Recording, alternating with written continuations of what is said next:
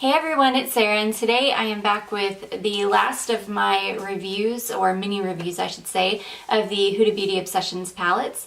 Today I have the Ruby Obsessions to talk about, so I'm just going to kind of give a little overview of the palette, talk about the different finishes in this palette, talk about kind of how they perform, give you a walkthrough of how I got this look on my eyes today, and we'll also do some swatches. So let's just go ahead and jump into it.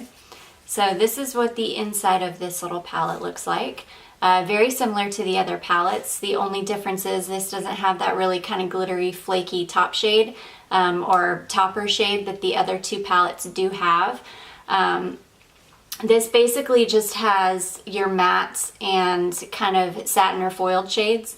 It does have two shades, this shade here and this shade here. Sorry, not here. This shade here and this dark shade here. Those two shades are full of micro glitter. So again, I would go in with a glitter glue with those ones. These two are just going to be more of your foiled shades, and then these five right here are going, well, no, I'm sorry. This is more of a satin shade. So I didn't use this one on my eyes today. Sorry, this is a satin shade. And then these four, these two here and these two here are going to be your mattes. So I will tell you, this is probably my least favorite of the three of these that I purchased.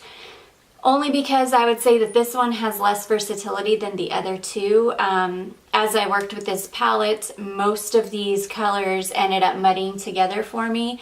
They also ended up looking very similar on the eyes, so I wasn't really getting a big distinction between the shades on my eyes. So that is why I still love this palette. I still think it's beautiful. I still think it's great quality. I still think it is worth the money. However, of all three that I bought, this is my least favorite, just because, again, the versatility isn't there for me. They all work beautifully. The mattes blended out beautifully for me. I did try to go in with a little bit of a lighter hand today, a little bit of a less intense look today, just to kind of see what this palette could do. This is my second time using this palette, and again, I got very similar looks both times that I've used it. The only other kind of gripe that I have about this palette is the darkest shade in the palette, which is this shade here, and it's kind of like a duochrome, like olivey brown, but goes to kind of purple, is one of the shimmers with the micro glitter in it. So if you want to deepen up your look at all, you are going to have to go in with a shimmery look. A shimmery shade, and not just a shimmery shade that has micro glitter in it. So this shade here does work nicely for a deepening shade, but it's not going to get as deep as this is going to get. So though this is nice, this does sheer out quite a bit to like a deep pink color, and it's not going to kind of deepen up your looks in the way that I'm typically looking for, which is to really get a nice dark shade right there in the corner. So anyways, that's kind of my overview of this palette. I think it's beautiful. Again, just not as versatile as the others. And a lot of these shades do end up looking quite similar on the eyes. So let's go ahead and get into the swatches here. I'm going to just go ahead and swatch this top row.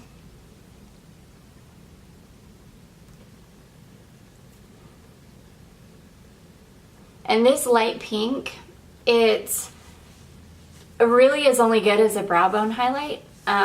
It doesn't have a lot of, well, you can see it is quite pigmented, but it doesn't have a lot of, it doesn't have enough pigment to be like a transition shade, so it ends up being just kind of like a brow bone shade, which is fine, but in a palette this small, I don't know that I necessarily need a brow bone shade.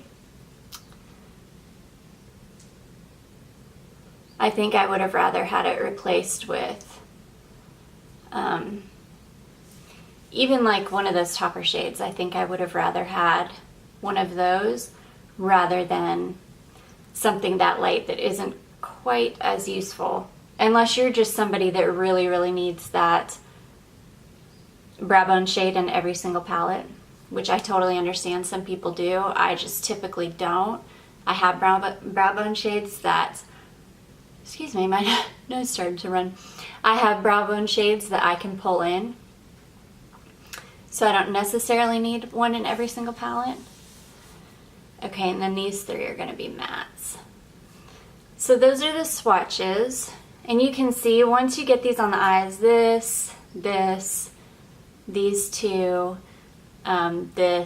these two, they're all gonna look quite similar on the eyes. You're not gonna get a lot of distinction there. Okay, so those are the swatches. Okay, and then let's talk about how I got this look on my eyes today. So I went ahead and I first went in with this lighter shade and I just kind of buffed it into the crease, even though it didn't really do anything. I did use that as an underbrow highlight. It did kind of help to soften the edges of the look. I then went in with this kind of mid-tone pink here, and I very lightly buffed that into the crease. And then I went over the outer edges of the crease with this, so I just kind of buffed this right over the outer edges. I then went in with this color and I deepened the outer corner. I then went in with this middle shade and I kind of put that right in the center of the lid. And then I went in with this lighter shade and I put that right on the inner corner. I also did do my inner corner highlight with this lighter shade. And then let's see, I think the only two shades I did not use in this palette are this one here and this one here. And then I went into the very inner corner with this and just kind of deepened up the very outer edge. I then did just the same thing under the lower lash line. Following these steps, I went in with this, I went in with this, I then went in with this, and then I just deepened the outer corner with a flat liner brush with this, right on the outer corner. And yeah, then I just popped on some brown liner and some mascara, and that was kind of the end of that. But you can see the shades between the middle shade and the lighter shade, there is a little bit of a distinction, but not a ton. You can get some distinction with that very dark shade. And then you can see a little bit distinction between the kind of darker pink and the kind of more corally orange color. But all in all, I feel like you're gonna get a very similar look every time you use this palette, just because there's not a whole lot of distinction between the colors. So anyways, that is my kind of mini review on this palette. I would recommend it. If you are dying for these colors, I would highly recommend it. If you are looking at all of these palettes as a whole and you've got your eye on a few others, I would definitely go with the other ones first and then pick this one up if you have, you know, extra money, or if you are just dying for these colors. I would definitely grab this one.